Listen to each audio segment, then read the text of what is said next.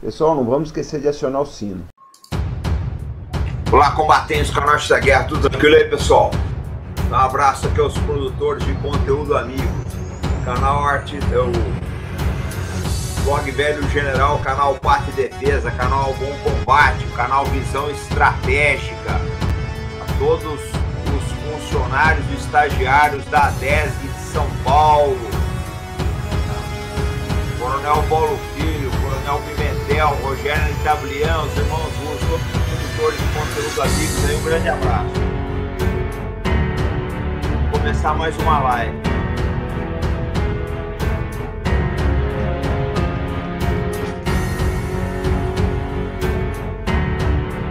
Está indo de uma, entrando em outra.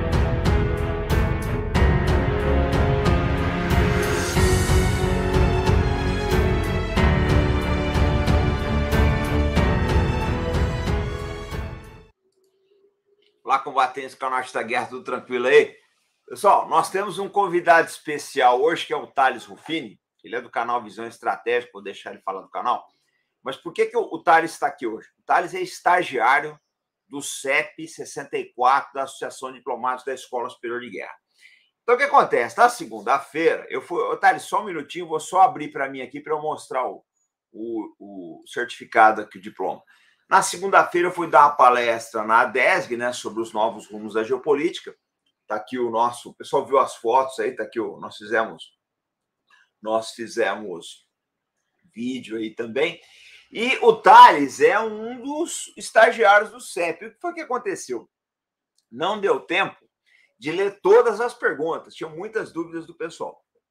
Então, para não deixar a DESG na mão, que eles são parceiros, eu recomendo o CEP para vocês. Recomendo, o Thales vai falar do canal dele, vai falar do CEP.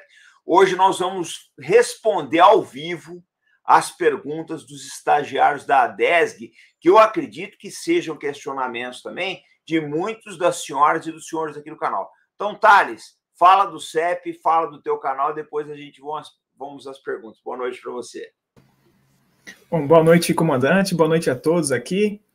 Bom, antes de mais nada, é uma honra estar aqui junto, né, numa das lives que eu já assisti tantas, né, mas antes de eu começar, eu tenho que seguir o protocolo aqui, né, eu queria falar aqui em nome do delegado da DESG, né, o Dr. Ney Duarte, do coordenador do curso, Coronel Castilho, em nome de toda a turma do CEP 64, né, a gente agradece a disponibilidade do comandante Farinazo em responder as perguntas restantes da palestra de segunda-feira e, dessa forma, a gente contribuir com a difusão desses conhecimentos, né? E, bom, falando primeiro do CEP, que é o mais importante de tudo. Ah, sim, ó, tem o pessoal aqui da DESG no comentário também, pode escrever aí, pessoal. Bom, eu vou falar de uma forma bem resumida, para dar uma curiosidade para o pessoal, para vocês irem lá no site e procurar depois. Mas o CEP é o curso de estudos de política e estratégia, né, que, assim, falando bem por cima, é um curso sobre planejamento, né, estratégico, e a gente discute vários pontos do Brasil, né? Então, se você gosta do Brasil, quer ajudar o país a melhorar, é um curso para te ajudar com isso, né? Então, identificar problemas e tentar buscar formas de ajudar a solucionar, né? Resumidamente é isso, mas eu convido a todos a entrar no site da DESG e conhecer mais. Não é só tem aqui na descrição, tem aqui na descrição. Tá na descrição. O site da DESG e a palestra, o PowerPoint da palestra para quem quiser baixar. Maravilha. Então, e fala do teu canal também, né? Do Visão Estratégica. É claro. Né? Só para reforçar que a DESG ela tem no Brasil inteiro. Então, não é só aqui a de São Paulo, né, que eu pertenço. Né? Se você está em outros estados, você pode procurar também, que deve ter alguma próxima de você. Tá? E agora falando do meu canal, né? Já tem alguns... já tem algumas pessoas que são do canal Arte da Guerra, que já foram para o meu canal, né? Que eu estou desde fevereiro, né? Que eu comecei. E se não fosse o apoio do senhor e de várias pessoas que estão aqui também no canal, eu não teria chegado semana passada, acho, nos 1000 inscritos. E, bom, é um canal, vamos dizer assim, de suporte ao canal Arte da Guerra aqui, né? Eu busco trazer alguns assuntos paralelos, né? Para ajudar um pouco o pessoal que está aqui no Arte da Guerra a entender outros assuntos também, para facilitar o entendimento dos vídeos aqui, né? Então eu tento trazer de uma forma mais simplificada, né? Alguns conceitos complementares, né? Então, se você gosta de geopolítica, relações internacionais e história militar, assim, mais ou menos, dá uma olhadinha lá no canal, eu acho que vocês vão gostar, né? Então, a princípio, é isso, comandante. Deixa eu mostrar o canal aqui para a turma. E depois vocês vão lá. Agora não, que a gente vai conversar sobre esse assunto aqui. Mas está aí o canal Visão Estratégica do Thales Ruffini. O link está aqui na descrição para quem quiser depois conhecer, tá, pessoal? Então, gente, é o seguinte. Deixa eu explicar para vocês e a gente vai começar. Eu não gosto de fazer pano preto sobre os nossos trabalhos, eu não guardo as coisas para mim, tudo que eu faço aqui é público. A maior parte dos vídeos aqui do Arte da Guerra, uma porrada deles aí, do canal novo agora, do Bunker Vietcong, todos eles são Creative Commons. Quem quiser baixar vídeo lá, publicar, eu não estou nem aí, não esquenta a cabeça. E o link da palestra também, o PowerPoint da palestra, está aqui na descrição, está lá no Velho General. Quem quiser, baixa a palestra. Tá? A gente não conseguiu gravar, infelizmente, mas baixa a palestra, vocês vão entender muita coisa. Então, agora nós vamos às perguntas, Thales, está contigo. Vou dar destaque aqui. Pode fazer a primeira pergunta. Aqui. Bom, para a rapaziada aí do Arte da Guerra que não conhece, eu vou fazer mais ou menos o procedimento que a gente faz lá, né? Claro que cada um fez sua pergunta, né? Mas como eu estou representando aqui, e porque não tem como colocar todo mundo aqui, eu vou falar em nome dos meus colegas que fizeram as perguntas, né? Então, para começar, a pergunta número 1 do estagiário Sobrinho, que é seu conhecido também, né, comandante? Vamos lá. Temos observado nos dias atuais uma série de tentativas de questionar o conceito de Estado-nação. Quando se questiona a soberania de um país por meio de questionamentos e ações de ONGs. Considerando ser verdadeira essa afirmativa, qual seria o objetivo de se colocar em xeque o conceito de Estado-nação? Bom, em primeiro lugar, né? Só vão colocar conceito de Estado-nação em xeque de nação que não tem bomba atômica. Você não vai lá colocar o conceito de Estado-nação da Rússia, que tem 7.000 armas nucleares, em xeque. Você não vai chegar para o Putin e falar, ó, o seu Estado agora aqui é relativizado. Não, ele vai falar, não curti isso aí, não, dislike para você, se você não gostar, eu te jogo um nuke aí. É assim que o jogo das grandes potências, pessoal, ele funciona dessa forma. Eles vão em cima de quem é fraco. Essa é uma realidade. Essas ONGs aí, o Rogério de Tablier, algum tempo atrás, fez um vídeo sobre a questão do Pirara. O ministro Aldo Rebelo já escreveu sobre isso também. Essas ONGs aí, teve um caso famoso no século XIX, veio uma ONG britânica que tomou um pedaço nosso lá das Guianas, o Pirara. Tá? Então, essas ONGs, uma boa parte delas está a soldo de entidades de Estado aí de grandes potências. As casas reais europeias são useiras e vezeiras em patrocinar ONGs que relativizam a soberania dos países. Então, eu acho assim, né? O objetivo, é lógico, é dinheiro. Gente, o objetivo final do jogo, nós estamos falando de um jogo aqui, que o objetivo final dele é dinheiro. Esquece esse negócio de ideologia, de esquerda, direita. Isso aí é conversa para o pessoal, pro povão se pegar na rua. E é que nem federação de futebol. Não interessa se vai ganhar o Flamengo ou o Fluminense. A federação vai ganhar o dela.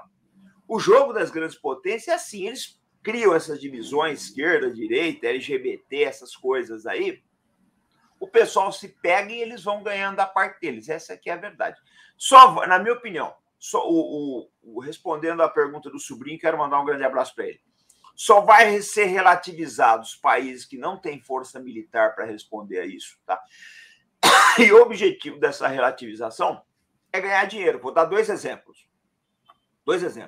No século XIX, relativizaram a soberania da Colômbia, criaram o Panamá para poder fazer o canal. Essa foi uma. E agora, recentemente, relativizaram a soberania do Sudão, criaram mais um país, que é o Sudão do Sul, que é para ganhar dinheiro. Então, o nome do jogo é esse aí, pessoal. Não vamos esquecer essa história aí de... vocês querem ver um negócio? Esses países hipócritas vivem falando em economia verde, porque emissão de carbono. Agora estão se matando por causa do gás e do petróleo na Europa. Estão se matando. O inverno está chegando e ninguém mais quer saber de economia verde. Essa que é a verdade. Então, gente, essa coisa toda de economia verde, baixo carbono, é conversa para cercear o desenvolvimento de país pobre, que é o nosso caso. A gente não pode cair. Vamos deixar de ser trouxa. Esse é o negócio. Vamos lá, Thales. A segunda. Excelente. A próxima pergunta é a pergunta número 1 do estagiário Fedrizi, que é coronel da PM. Com base nos dados disponíveis, documentos e relatos históricos, quais as principais características em comum das nações que exerceram hegemonia mundial? Bom, primeiro lugar, elas têm uma força militar tremenda, mas uma coisa importante dessas nações, gente, deixa eu explicar para vocês. O fato de uma nação ela ser dominante numa ordem mundial não quer dizer que a população vai enriquecer como um todo. Não, as oportunidades são maiores. Mas, na verdade, todas essas nações que dominaram o mundo durante algum tempo, você pega Roma, vamos pegar três: Roma, o Império Britânico e os Estados Unidos. Vocês tinham uma elite, um patriciado ali que sabia fazer o jogo. Sabia fazer o jogo. Então, pagava exércitos, pagava altos funcionários, estudava o local que ia ser dominado. É lógico que o afluxo de dinheiro dessas conquistas, da imposição dessa ordem é uma coisa tão grande que você consegue beneficiar a base. É um fato. Você consegue beneficiar a base desse país. A base vive relativamente bem. O problema todo, eu vou explicar para você, quando começa a acabar essa ordem, que é o caso, por exemplo, da ordem americana, que ela está balançando. O que acontece? O gasto militar aumenta. Você só tem um jeito de financiar o gasto militar. O patriciado não vai pagar, a elite não vai pagar o gasto militar, gente. Ela não vai pagar, ela vai cobrar da base. Aí começa a cair a educação, começa a cair a saúde, começa a cair a segurança e por aí vai. Eu estava lendo, eu estou fazendo um trabalho hoje, por esses dias, de comparação entre a China e a ex-União Soviética. Porque eu sempre falei aqui que a China não é uma outra União Soviética. Ela não é uma União Soviética repaginada. Quem for nessa onda vai quebrar a cara. Mas o que aconteceu? Eu fui pesquisar alguns sites estrangeiros, você não acha nada disso em português, e o pessoal falou a mesma coisa, que o problema todo dos Estados Unidos é que eles estão entrando numa competição militar e estão arrebentando com o sistema social americano. Então, para responder a pergunta do Pedrinho, é o seguinte: o básico de tudo você tem um estamento militar forte, mas você tem uma elite, lógico, tem uma superioridade tecnológica também, eu não tenho dúvida disso, mas você tem uma elite que sabe predar. O verbo é esse, o verbete é esse, é predar, porque o sistema de imposição de ordem mundial, ela pressupõe predação, tá? Eu estava conversando outro dia com o ministro Aldo Rebelo e falou uma coisa que é uma grande verdade, né? Que essas grandes potências, elas veem o mundo de uma forma malthusiana. O Malthus dizia que não há lugar para os pobres no banquete da natureza, né? E essas potências, elas vêm dessa forma, não tem lugar para os países pobres, não, gente. Então, é complicado. O que vem por aí é muito complicado, tá? Não sei se eu respondi a pergunta dele. Mas o básico é esse: elite, uma superioridade tecnológica aí, né? Um aparato militar forte e a vontade de predar, né? Você fazer as conquistas. Se o senhor me permitir também... Pode falar. É engraçado que eu vejo muito alguns aspectos históricos, né, para esse tipo de coisa, né? Então, é engraçado que sempre foi assim também, né? Mesmo na Idade Média, quando tinham as guerras, que elas eram muito custosas, quem pagava a conta era sempre os plebeus, né? E isso causou muitas revoltas, né? Mas vamos seguir. Alguém vai pagar a conta, né, Thales? Justamente. O problema todo é que a elite, ela entra numa cegueira tão grande que ela não percebe que, no fim, ela vai desaparecer também, como aconteceu com a elite romana, né?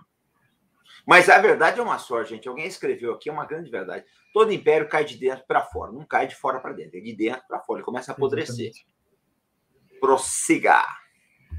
Vamos lá. A próxima pergunta é do estagiário Gonçalves, que é empresário, advogado.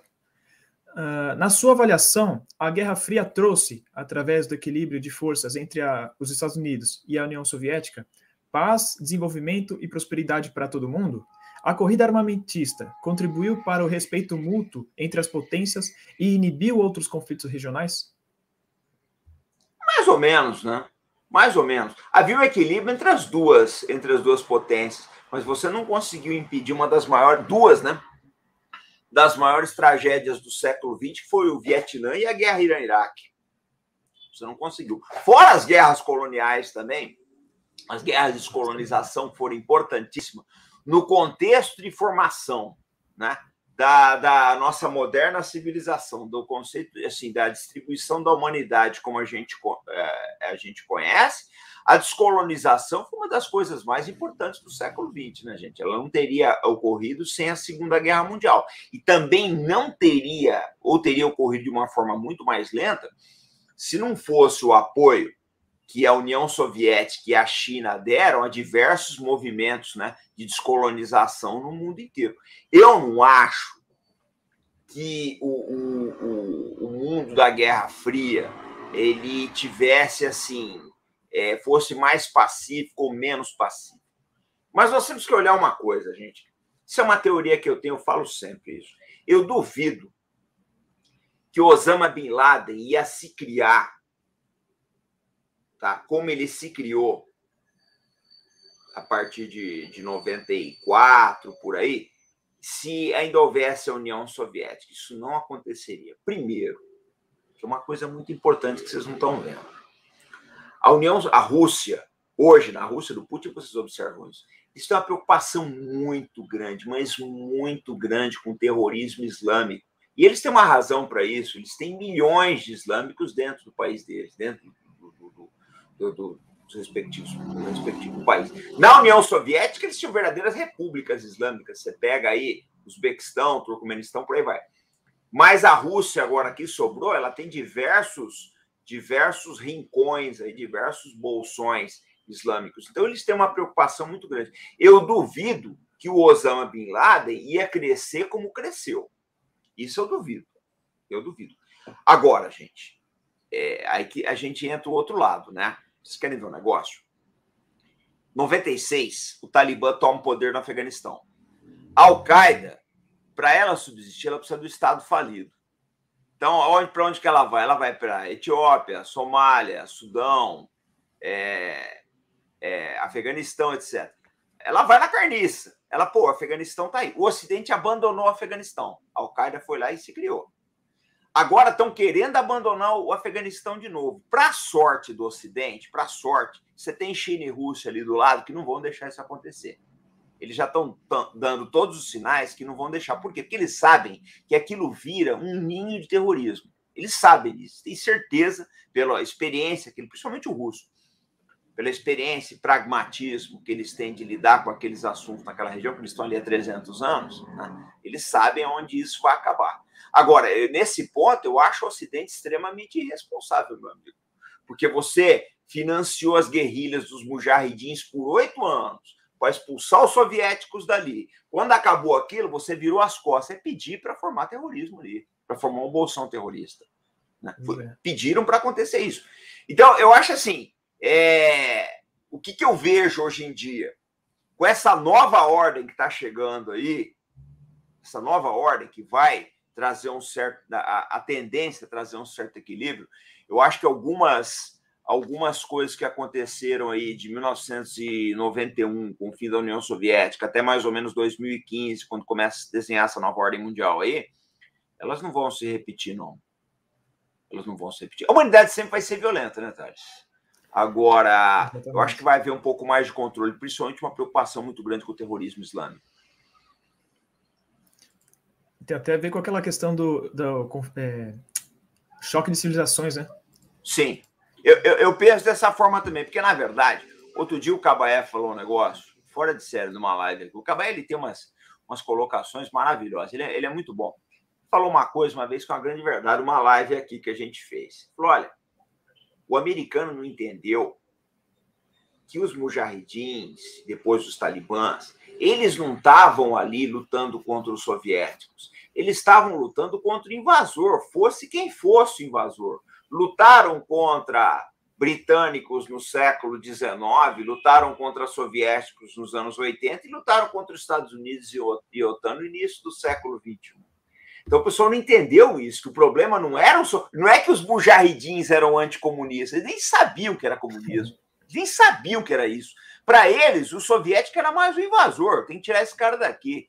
Então, esse, Thales, é um problema muito sério de não entender o que é o outro, o que é, como funciona a cabeça dessas nações aí, né? É o que você colocou, é um choque de civilizações. Eu concordo com o senhor. E tem uma coisa que eu penso também, não sei se o senhor concorda, que quando a gente fala de decadência, né, do fim do ciclo de uma hegemonia para começo de outra, tem uma coisa que eu chamo de arrogância daqueles povos, né? Então, ele se achar superior e não querer olhar a realidade do outro, né? Ele não busca entender o que é o outro, né? Que nem você sempre fala aqui no canal, né? Os americanos não tentaram entender o que foi o Talibã, qual é a situação ali no Afeganistão, né? Eles se acham superiores ali, é tudo bárbaro, né? Então, pode ver que sempre que um império, vamos dizer assim, né, caiu, foi porque, não só por isso, né, mas ele começou a se achar superior aos outros, né? Aí essa arrogância te cega, né? Olha, você quer ver uma coisa? Enquanto Alexandre o Grande, né, Alexandre era vivo, você vê que ele tentou fazer uma integração das conquistas dele. Ele fez os soldados se casarem com nativas locais. Ele, 2.500 anos atrás, visualizou essa necessidade de integração. Depois ele morreu, nenhum dos generais dele estava à altura da genialidade do Alexandre, o Império ruiu. Mas é exatamente isso. Se você não entender, você não buscar as raízes, porque você pode ver uma coisa, começa a observar um negócio interessante. Todos esses lugares que estão acontecendo esse choque, né, esse choque de civilização, são fronteiras culturais. Então, por exemplo, pega o Boko Haram na Nigéria. O Boko Haram é exatamente isso, não é educação ocidental. Pega aí os Houthis no Iêmen. E o próprio caso do Afeganistão, que é o mais emblemático de todos eles. Eu acho que não vai ter saída, gente, a não ser uma convivência, não tem como. Toda vez que o Ocidente acaba se metendo com esse país, o resultado não é muito bom, não. Sendo que tem um problema, né? Hoje, você faz um movimento terrorista na Síria, daqui a pouco ele está dentro do teu país através da internet. Né? Complicado. Um bom ponto. Pode ir a próxima aí. Tá certo. Antes eu só queria agradecer que o Dr. Ney está aqui na live. Eu vi que ele colocou aqui e queria mandar um abraço para ele. Oi, doutor. Um abraço para o grande doutor Ney. Doutor Ney, estamos à disposição da DES. Quando vocês quiserem, tá, para dar palestra, se vocês precisarem aqui, nós estamos à disposição. Falei para o Cabaé e para o Paulo Filho também, os Lauais, o pessoal se prontificou e vê quando vocês querem, a gente dá um jeito de fazer uma palestra lá para vocês. Tá? Se não der para trazer o Paulo, a gente faz com telão, mas a gente faz uma coisa bacana lá, que o pessoal... A ADESG é uma instituição, a ADESG é a Associação de Diplomados da Escola Superior de Guerra, para quem está chegando agora. É uma instituição que precisa ser prestigiada, pessoal. É importante para a formação de lideranças no Brasil. Só queria responder um comentário aqui. Apenas militares podem participar da DESG? Não. A DESG ela é aberta para tanto civis quanto militares. Justamente a ideia é integrar os conhecimentos das áreas mais diversas para conseguir ter uma visão melhor da situação. Né? Então, é até incentivado que tenham indivíduos de várias áreas diferentes. Né? A ideia é essa. Quanto mais civis você trouxer e integrar, eu acho... é mais importante, né? O trabalho que a gente faz aqui no canal é justamente nessa direção, integrar a coisa com os civis. Né? Prossegue aí. Vamos lá. Próxima pergunta é do estagiário Paulo, que é coronel do Exército. Considerando um cenário hipotético, onde uma guerra híbrida torna-se aguda no Brasil, com atores internos e externos, que implementem ações intensas e contundentes, o senhor acredita que o atual modelo democrático ocidental teria as ferramentas adequadas e necessárias para pacificar o Brasil, mantendo nossa soberania, integridade e desenvolvimento, de modo a evoluirmos a uma potência com peso geopolítico em um mundo multipolar? Olha, o desafio de levar o Brasil à condição de potência é alto. Agora, eu preciso colocar algumas coisas que são importantes, tá, gente? Primeiro, eu acho que esse modelo de guerra híbrida das revoluções coloridas que aconteceram aí na Ucrânia, na Síria, na Tunísia, na Líbia e outros países do Oriente Médio, ela está chegando no esgotamento. Por que isso? Porque já se conhece esses mecanismos, tá? Já se sabe como combatê-los, as próprias forças de segurança já estão atentos a isso aí. Eu acho que no Brasil, porque, na verdade, gente, nós somos vítimas da guerra híbrida, não sabemos disso. O Brasil não era para ter essa divisão de esquerda e direita, isso é um absurdo. É absurdo isso. Eu considero isso um absurdo. Eu não entro nessa. Não deixo entrar. Eu falo sempre que eu acolho todo mundo aqui no canal. Tem gente de esquerda, de centro, não esquenta a cabeça. Agora, eu penso assim, a sociedade, na minha opinião, ela está acordando para isso. Ela está começando a deixar esse negócio, ela está começando a se cansar desse debate. Ela está começando a se cansar dessa porcaria aí, tá? No final das contas, eu acho que o que vai contar no futuro, se a nossa democracia sobreviver, é o seguinte: não importa se a pessoa é de esquerda, de direita, de centro, quer que seja, importa que ela tenha, né, soluções, ofereça ferramentas, tá, para levar aí a sociedade a dias melhores. Agora, gente, o que nós não podemos mais no Brasil é ficar com esse negócio de a cada 10, 15 anos a gente derrubar um presidente. Não funciona, gente. Não vai dar certo. Não vamos chegar em lugar nenhum. Nós não vamos chegar em lugar nenhum com essa história. Porque, na verdade, o que o sistema quer, que esses grandes players internacionais querem, é ver governos fracos. Eles querem um governo fraco. Essa que é a verdade. Que você faz tudo o que você quer. Você tem um presidente que não tem mais a caneta, você faz o que você quer ali no país. O objetivo final é esse. Eu não sei, sinceramente, gente, eu não sei, eu não posso garantir para vocês que as democracias vão sobreviver nesse ambiente. Por quê? Porque, na minha opinião, se acomodou demandas demais, tá? E eu não sei se ela vai conseguir atender. Uma coisa eu falo para vocês. Vocês podem ter certeza, é profético isso. Se a democracia, que é o que estão fazendo aqui, ela se encher de demandas, não conseguir atender, ela cai na anarquia. Da anarquia para a ditadura é um pulo. Eu estou dando a real para vocês. Se começar a encher de demanda, ela cai na anarquia. Da anarquia para a ditadura, meu amigo, é um pulo, porque o ser humano ele não consegue conviver na anarquia. Começa, vira bagunça e já surge um Bonaparte da vida. Então, o desafio, eu não posso dizer que nós vamos para esse lado ou para o outro. Eu achava bom todo mundo ter moderação. Pois é. Tem que ser pragmático, né? Para fazer o país ir para frente, né? Senão fica essa divisão toda, o país está desgastado, né? E não está conseguindo se direcionar para nenhum lado, assim, para nenhum objetivo, não tem foco, né? Não, a nossa sorte, Otário, é que o Brasil é um país muito rico em aspectos naturais, né?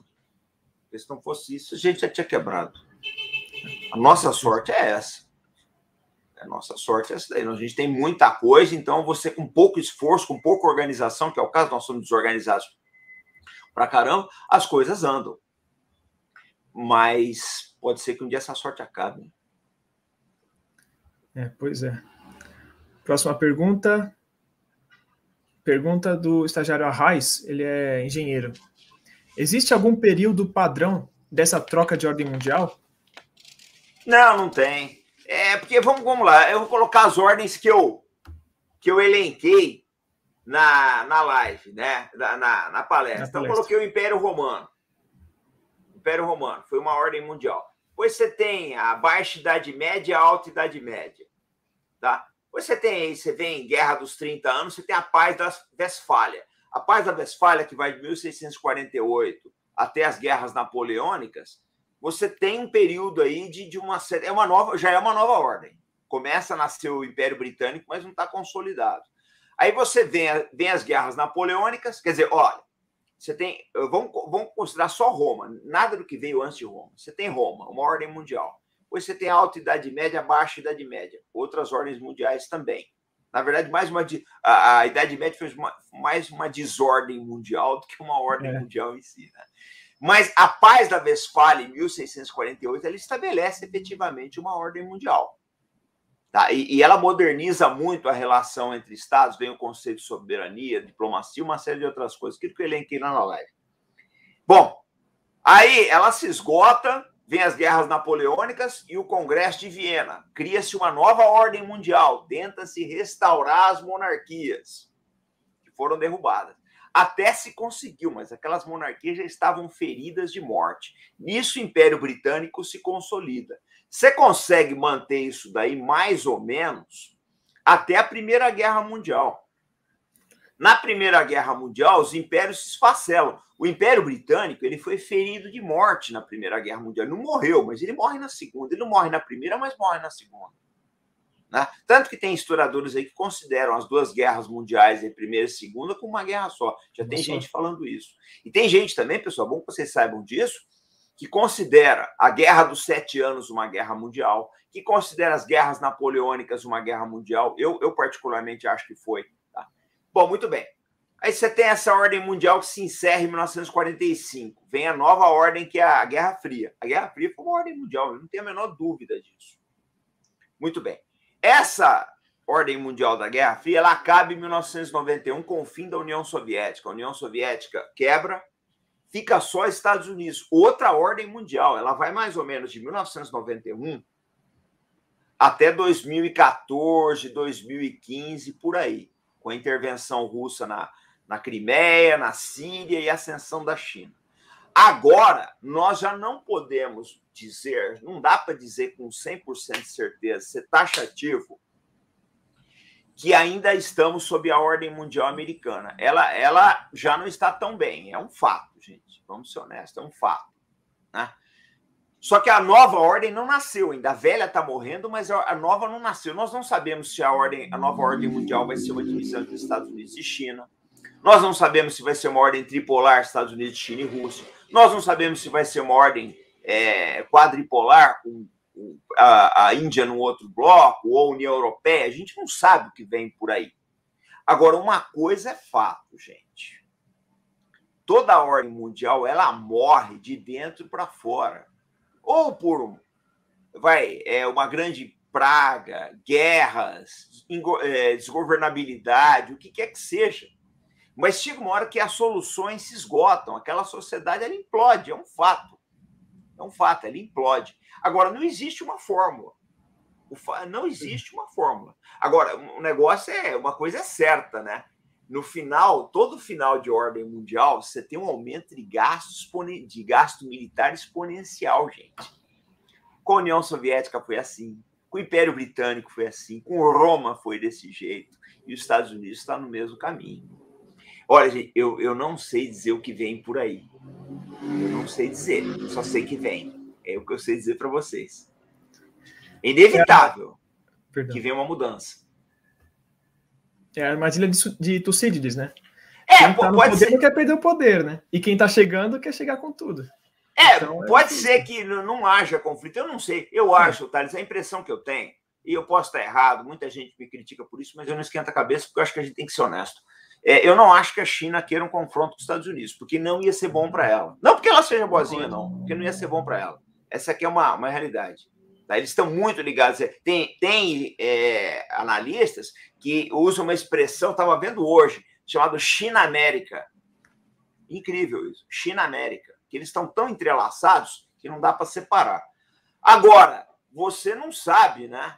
A história, ela é cheia de surpresas. Quem diria que um estudante radical sérvio em 1914 ia gerar uma hecatombe com 20 milhões de mortos, atirou no arquiduque Francisco Ferdinando. Não sei o que vem por aí, gente. Esse conceito que o senhor falou, a gente chama nas RI, não sei se o pessoal tem interesse, né? A gente chama de interdependência complexa, que é assim, tá tão interligado que se, vamos supor, que tivesse um conflito entre China e Estados Unidos, ia ser totalmente prejudicial aos dois, economicamente. Então, é uma forma meio que de evitar conflitos, entre aspas, tá? Essa interdependência, porque vai estar todo mundo tão interligado economicamente que não vai ter interesse de guerra. Mas isso é um parênteses. Se o ser humano fosse racional. Né? Claro, é uma teoria idealista, a gente chama. Você está colocando aí que o ser humano é racional. Pois é. Eu tenho dúvidas. Olha, Thales, eu acho que no final as coisas sempre vão acabar bem. Eu tenho uma visão esperançosa do mundo, mas eu acho que até lá sempre vem muito sofrimento. Meu medo é alguém errar. Meu medo é alguém errar a mão. É complicado, né? Quando depende dos homens, tem que torcer para a sorte mesmo, né?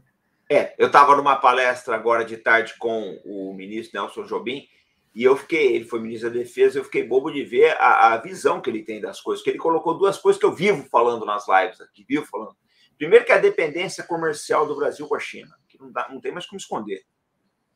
Segundo, também, uma coisa importantíssima que o Jobim colocou, foi importantíssimo, aquilo já valeu a live, que é a fragilidade das rotas comerciais marítimas do Brasil. Eu vivo colocando isso aqui, a fragilidade das rotas comerciais marítimas do Brasil, gente. O Brasil, se tiver uma guerra e ele não conseguir defender essas rotas, ele quebra. É um fato. Próxima pergunta? Pode trazer. Venha! Pergunta do Maxwell. Ele é coronel do Exército também. Recentemente, o senhor George Soros escreveu o seguinte tweet, entre aspas: eu considero Xi Jinping o inimigo mais perigoso das sociedades abertas do mundo atual. Fecha aspas. Como o senhor avalia a disputa atual entre globalistas e comunistas? Olha, eu adorei essa pergunta. Quero mandar um abraço para o Maxwell. Eu adorei essa pergunta. Essa pergunta assim, é aquela que dá gosto a gente responder.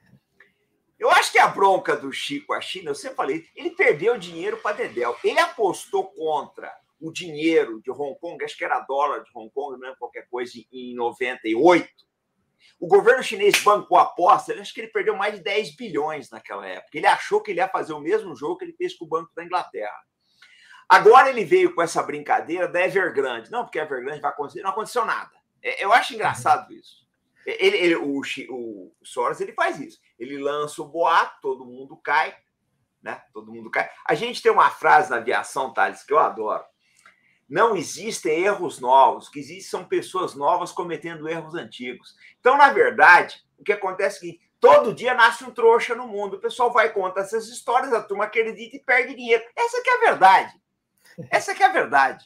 Eu não acredito em nada do que o Soros fala. Agora, ele fala, né, que a China é a grande ameaça ao mundo atual. Agora, eu quero ver o seguinte. Algumas das corporações que ele provavelmente é acionista nos Estados Unidos, apoiaram a invasão do Iraque em 2003. Mais de 600 mil iraquianos morreram na guerra. Isso, para mim, é uma ameaça. Isso é uma ameaça. E eles não falam nada. A guerra do Iraque, gente, morreu milhares de pessoas, milhares, e continua morrendo até agora, porque o Estado Islâmico é um subproduto dessa guerra do Iraque. A verdade é essa, é um subproduto de tudo que aconteceu ali. E ninguém fala nada. Eu acho interessante isso. Na verdade, esses caras, quando abrem a boca, é para defender interesse econômico. A pessoa não acredita em nada do que ele fala. Sinceramente, eu não acredito. Por quê? Vou dizer para vocês a visão que eu tenho disso. Eu estudo muito, eu gosto muito de estudar o Oriente, Thales. Eu estou virando um orientalista, adoro isso aí. E o oriental, o chinês, o árabe, o russo de lá também. O russo é uma coisa complicada, né? Você não sabe se ele é ocidental, se ele é oriental. Ele tem o melhor e o pior dos dois lados. Foi um povo fantástico. Mas ele não tem essa coisa do ocidental, essa visão de querer impor um modelo civilizacional. Eles não têm. Eles não têm esse negócio. Isso é visão do ocidental. Eu te dou um exemplo. Eu vi um caso agora, saiu no jornal Estado de São Paulo, Estados Unidos falando em impor sanções se o Brasil romper com a ordem democrática. O que eles têm a ver com a gente, cara? Problema nosso. Se acontecer alguma coisa aqui, é um problema nosso. Lógico, ninguém quer isso, mas é um problema do Brasil. Ontem, a Etiópia expulsou 7 representantes da ONU que estavam se metendo em assuntos internos do país. Os Estados Unidos já falaram que vão retaliar. Cara, não tem que retalhar nada, é outro país, o país é soberano. A Paz da Westfália estabeleceu isso, o conceito de soberania das nações. Então, eu não consigo entender, eu não acredito em nada do que o Soros fala, nada. Nada. Se ele falar que meu nome é Robinson, eu duvido. Eu não acredito em nada do que ele fala. Tá? E eu acho que isso é falácia dele, porque algum dinheiro ele deve estar perdendo com essa brincadeira toda aí. Mas o fato, o que eu vejo, eu acho que o grande problema do Ocidente, e a gente vai enfrentar muito trauma daqui para frente, tentar impor modelos para outros países. Eu vou te dar um exemplo. A OTAN, Organização para o Tratado do Atlântico Norte. O que a OTAN tem que se meter no Mar do Sul da China, cara? Para pensar. O que um navio alemão vai fazer lá? Isso é caçar encrenca, gente. Porque a gente não... Hoje o Jobim colocou isso na live, eu achei muito bom. A gente não vê isso daí. Hoje é o Mar do Sul da China, amanhã pode ser o Atlântico Sul e nós vamos ter problema. O ministro Jobim levantou isso hoje, né? Que algumas dessas plataformas de exploração europeia podem mexer com linhas comerciais marítimas do Brasil. A gente tem que tomar muito cuidado, gente.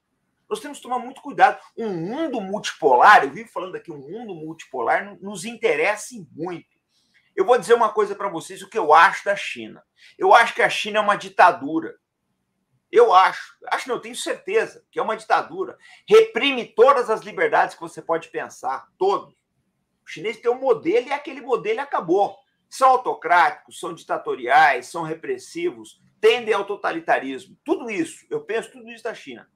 Só que tem um problema, gente. A China é o mal necessário no mundo. A China é o mal necessário. Entendam isso. A China é um mal necessário para conter certas ambições de países que não têm limites. Tá? Porque os dois vão se pegar e o Brasil consegue tocar a vida ali. Porque se tiver uma potência só no mundo, a possibilidade da gente ser espoliado um dia é alta. Então, para resumir a resposta, eu não confio em nada do que o Soros fala. É complicado mesmo, né?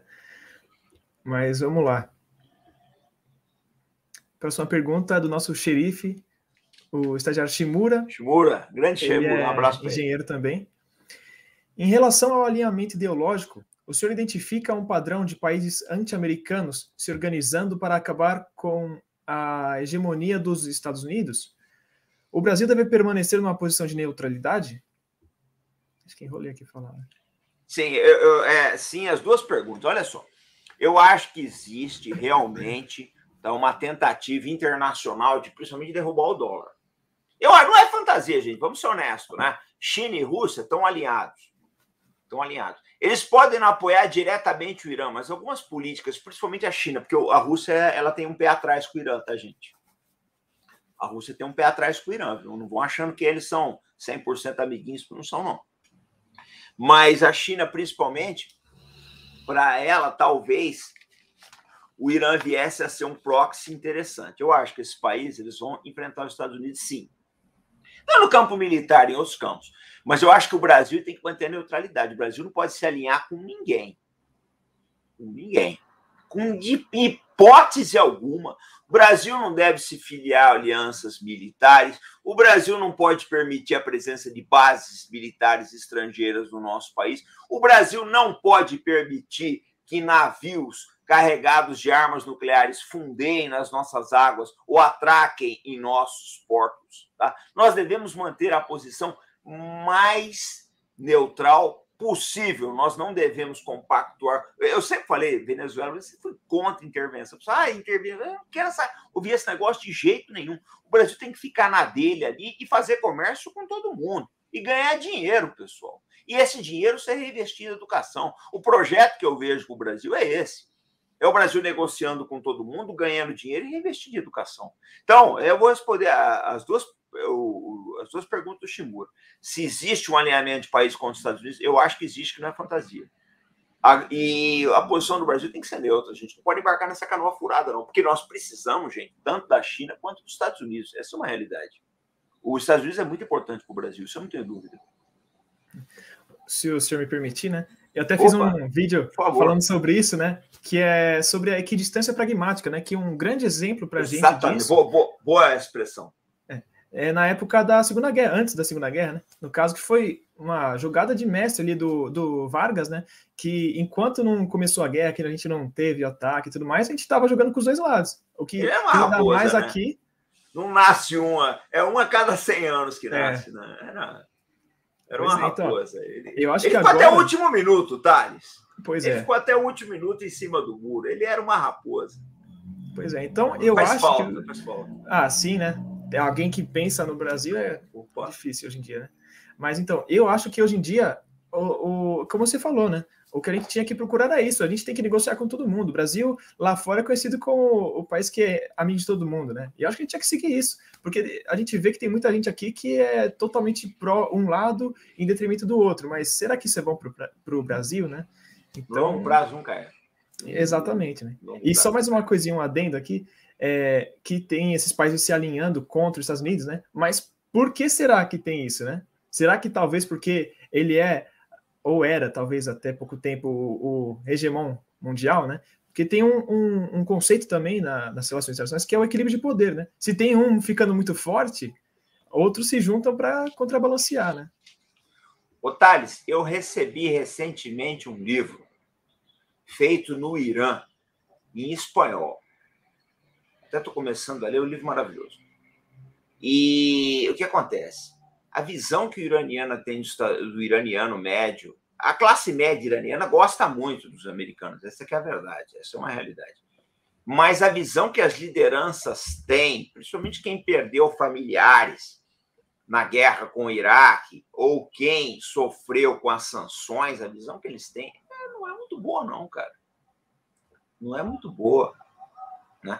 Os Estados Unidos ele se arvora em ser polícia do mundo, mas é uma polícia que defende mais o traficante do que a vítima. Né? É um fato. Então, desse policiamento, esse policiamento eu estou dispensando.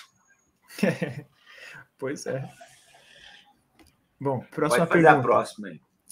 Pergunta do Capitão Cerqueira da Força Aérea Brasileira. Considerando que o Brasil, salvo o melhor juízo, ainda não tenha alcançado o papel de protagonista em ordens mundiais, e considerando ainda que nosso país acaba recebendo os efeitos dessas mudanças de ordens mundiais na forma de ecos, há algum movimento que possibilite o Brasil tirar vantagem dessas mudanças sem sofrer muita contaminação, entre aspas, possuindo, mantendo e seguindo a agenda própria? Eu acho que o movimento aqui no Brasil não tem. Essa polarização que a gente tem, essa polarização estúpida que a gente tem aqui, ela acaba afetando isso daí. Porque também, Thales, um problema sério que o Brasil tem, né? Eu falo sempre que o maior problema do Brasil é a ausência de um projeto nacional. Projeto mesmo. Um projeto de educação de longo prazo, um projeto logístico de longo prazo, um projeto econômico, sabe, um projeto de urbanização. A gente não tem nenhum projeto. Como não tem projeto nas outras áreas, não vai ter nesse das relações internacionais também. O fato, se você olhar bem, a gente tem sido rebocado pelas ordens mundiais. É isso que ele colocou aqui. A gente tem sido rebocado. Por exemplo, vamos pegar aí. Nós coincidimos, né, de está ascendendo agora uma potência, que é a China, que é grande consumidora das nossas commodities agrícolas. Foi a sorte do Brasil. Eu vejo um pessoal falando, não precisa vender para a China, vende para a Índia. A Índia não vai comprar essa soja, gente. Desculpa dizer, mas ela não vai comprar essa soja. Não vai. Você convencer o indiano que ele vai comprar essa soja, você vai ter que fazer um trabalho aí meio complicado. Não vai. Então, mas nós temos sorte até nisso. O país que mais cresce no mundo e tem a carência de um produto que nós somos o maior produtor. Então, a gente vai rebocado nessa ordem. Agora, eu acho assim, nós não podemos nos alinhar nem com China, nem com os Estados Unidos, nem com Rússia, nem com quem quer que seja. A gente precisava ter um projeto, mas isso não surge, cara. Não surge. Se você for beber mesmo, olha, o Congresso não tem ideia disso. O Itamaraty não tem. Os militares estão arranhando isso ainda. Eu acho que os militares estão arranhando. Pelo que eu estou vendo, eles vão chegar lá. Talvez cheguem antes do resto. Mas eles ainda estão meio... Porque o que está acontecendo, Thales? Aí eu vou dar um desconto para todo mundo. Isso eu vou dar um desconto, inclusive para o pessoal que me questiona. Tal. Essa ordem nova, ela está chegando de uma forma muito rápida. O pessoal não está entendendo o que está acontecendo. É um fato. Vocês têm que levar isso em consideração, gente. A mudança de ordem está sendo muito rápida. Então, muita gente não conseguiu entender o que está acontecendo ainda. Mas, respondendo à pergunta do Cerqueira, eu acho que a gente precisava ter um projeto para isso. No momento, não tem. O que eu procuro fazer, Thales, eu estava até falando com o pessoal ontem. Eu estou plantando uma semente que eu sei que eu não vou estar aqui para colher. Mas a gente está procurando plantar um nacionalismo na cabeça de vocês, a ideia do Brasil soberano, do Brasil potência, do Brasil educado, e por aí vai. Eu acho que o mais importante é isso, é formar os quadros. Né? Nossa parte nós estamos fazendo aqui, eu sei que você luta por isso também. E te dou os parabéns. Muito obrigado. E eu acho que isso cai naquela questão que a gente trabalhou há um tempinho atrás, né? Da divisão do país, né? Enquanto está dividido, brigando esquerda e direita, não está procurando um foco, né? Não tem um objetivo sendo traçado para avançar, né? Eu vi uma pergunta outro dia que eu achei eu rolava de rir, cara. É o seguinte.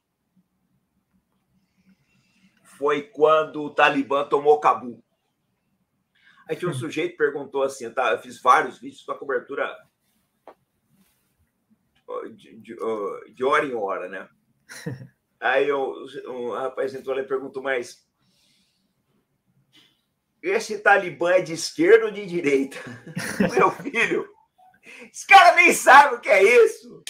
O cara tá lá no confim da Ásia, ele não quer saber se é esquerda, se é direita, ele quer saber o seguinte, se você seguir o deobandismo deles, que é a vertente deles ali, se você seguir a Sharia, os preceitos do Alcorão que eles gostam, tá tudo certo para você, ele não sabe o que é esquerda ou o que é direita. É a mania que brasileiro tem de achar que o resto do mundo é assim, não é, cara. Não é, lá nesses lugares o cara nem sabe o que é isso, não tá nem aí com isso. Nem, nunca ouviu falar. Você vai falar para ele, que é isso? É uma cabra? O que é? O que é isso que você está falando? É complicado, né? Justamente, é que nem o senhor fala, né? E colocaram aqui no chat, o pessoal acha que Cabo é Caraguatatuba, né? Não é, cara. Outra, uma realidade completa. Gente, é uma realidade. Eu estava lendo um livro sobre a China hoje, e eles tinham um passaporte interno na China, que acabou com isso. Quem começou a acabar com isso foi o dengue. O passaporte interno para você sair da tua cidade quando você morava no campo. Você não podia ir para as grandes cidades. Existia um passaporte interno dentro do país. Você ia ser fixado naquela cidade. Uma coisa impressionante, né? Então, outros povos vivem de uma maneira completamente diversa da nossa, gente. Você não pode querer comparar as coisas.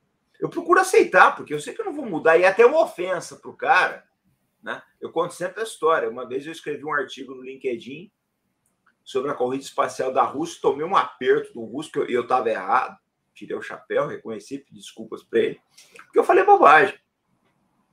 A gente não pode julgar outros povos. É um fato.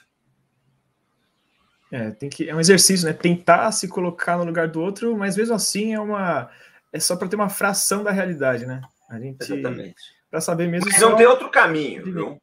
Não tem outro caminho.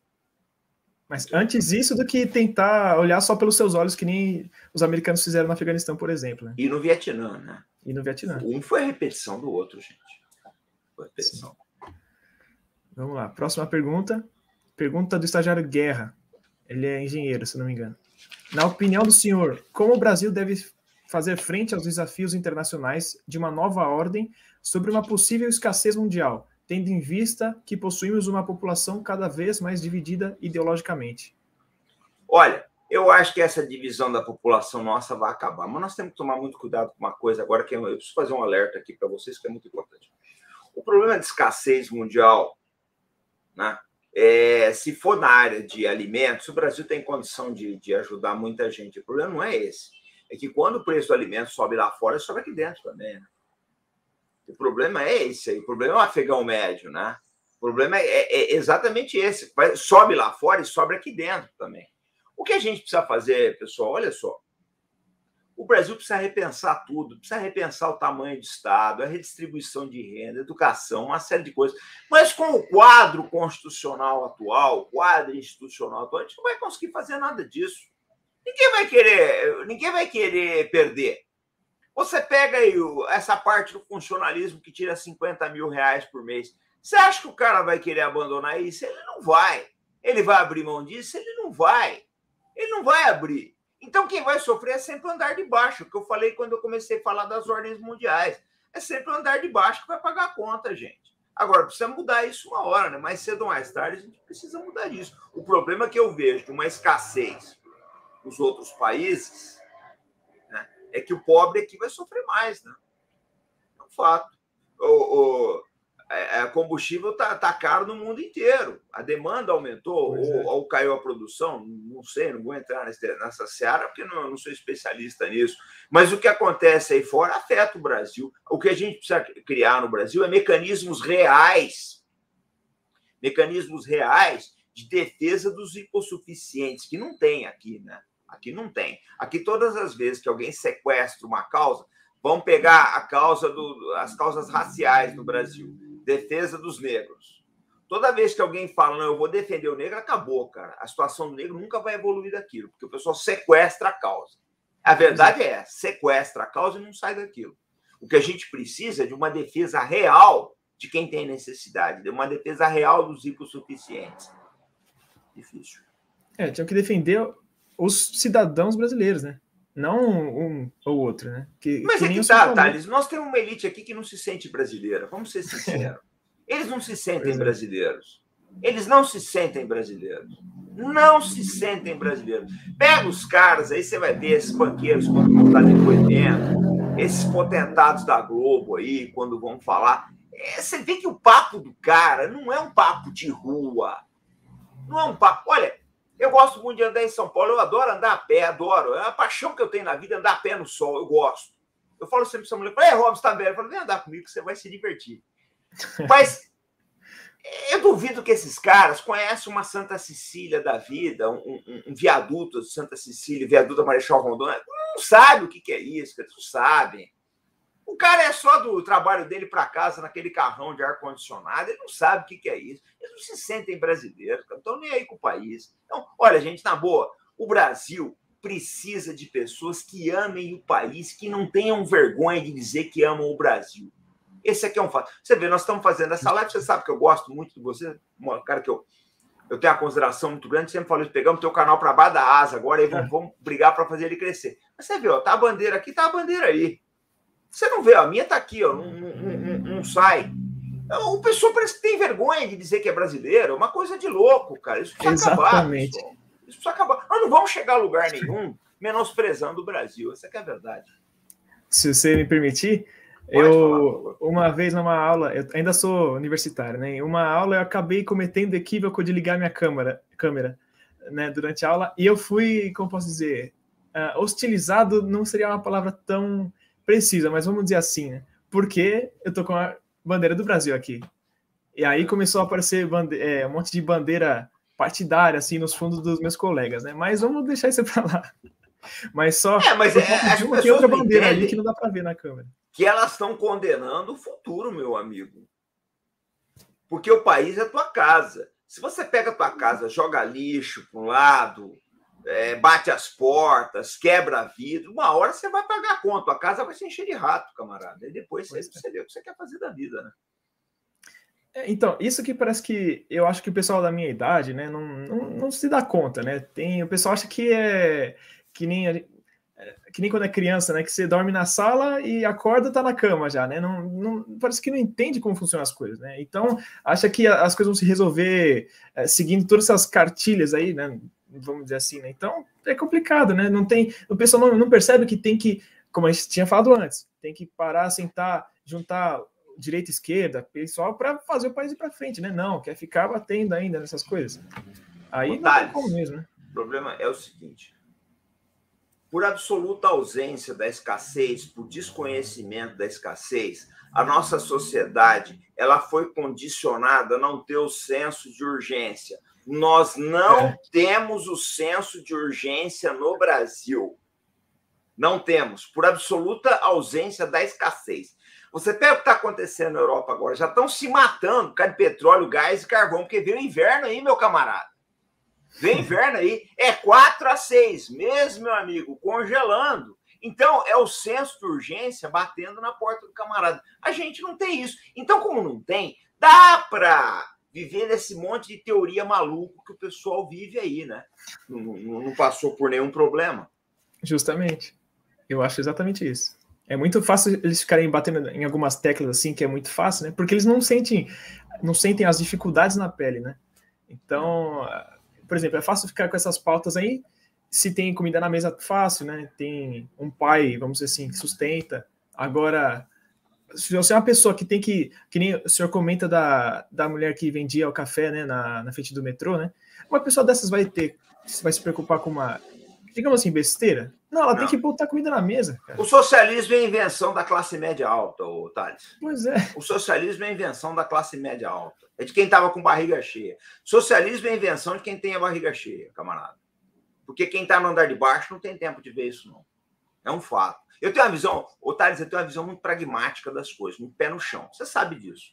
Minha visão é extremamente pragmática. Eu falo sempre, não existe calor humano no meu coração para esquentar uma mosca no verão. Eu tenho uma visão fria das coisas, né? Esse pessoal, eles teorizam todo mundo. A maior parte parte. Você vê, o Marx mesmo, é um cara que teorizou o mundo pra caramba, nunca trabalhou. O cara que nunca trabalhou, é fácil de teorizar. É fácil de teorizar. Quando você tem que pegar ônibus, enfrentar chefe, né, que sobra mês no fim de salário, a coisa muda um pouco. Né? Esses teóricos aí, a maior parte nunca trabalhou. Eu lembrei de uma frase agora, né, que mente vazia é a oficina do diabo, né? Exatamente. Vamos lá para a próxima pergunta. É minha mesmo. Pergunta do Rufini, que sou idiota. Até o senhor começou a responder um pouquinho, né? Nosso fornecimento de alimentos e outras matérias-primas para a China poderá ser nossa salvaguarda nesse novo ciclo? Por quanto tempo? A questão toda é essa. Eu falo sempre aqui nas lives. Você tinha o ciclo do pau-brasil, que é quando começou o Brasil. O ciclo acabou. Depois veio o ciclo da cana-de-açúcar, acabou também. Aí o ciclo do ouro, acabou também. Aí você tem o ciclo do café, acabou também. Ciclo da laranja, ciclo da cana-de-açúcar, agora o ciclo da soja. Todos eles acabaram. Esse ciclo vai acabar também. Depois nós vamos fazer o quê? Se a gente não investiu em educação até agora. Gente, os países do Golfo, hoje mesmo, o Bahrein inaugurou uma embaixada de Israel. Os países do Golfo já sacaram o seguinte: o petróleo vai acabar. Acabando o petróleo, eles têm que investir em educação e turismo. Não tem para onde correr. A gente precisa começar a pensar nisso, pessoal. Uma hora o ciclo da soja vai acabar. Eu acho que ainda dura um bom tempo, mas ele vai acabar. É inevitável que ele acabe. O Sheikh Yamani, que foi um dos homens mais inteligentes que a humanidade já teve até hoje, Ahmed Yamani. Eu sempre falo para vocês, para o pessoal estudar o Yamani. Ele foi ministro do petróleo da Arábia Saudita. Ele cunhou uma frase lapidar que definiu a segunda metade do século XX. Ele dizia o seguinte: a idade da pedra não acabou por falta... A idade da pedra acabou, mas não foi por falta de pedras. E a idade do petróleo também vai acabar, mas não vai ser por falta de petróleo. Entendeu? Então, o que acontece? A idade da soja vai acabar, cara. Vai chegar uma hora que o chinês ou vem outra geração, ou ele arrumou uma solução tecnológica, ou ele substituiu hábitos alimentares, o que quer que seja. Mas nós não vamos ficar o resto, eternidade afora, vendendo soja para a China. A gente precisa começar a pensar numa solução, né? Só que a gente nunca pensa, vai sempre empurrando, é de ciclo em ciclo. Você já notou, é de ciclo em ciclo, e a gente não forma uma classe média, a gente não educa a população da periferia, e por aí vai. O Brasil não sai do atraso, o ciclo do atraso se repete, né? Não importa qual é a commodity, você vai ter o mesmo quadro social. É triste, né? Vamos chamar de comunista agora, tá? Já vamos dizer. Com certeza. Stalinásio. Tem de tudo. Eu não dou bola para isso, eu chamo de tudo. Bom, agora é a segunda pergunta do nosso xerife Shimura.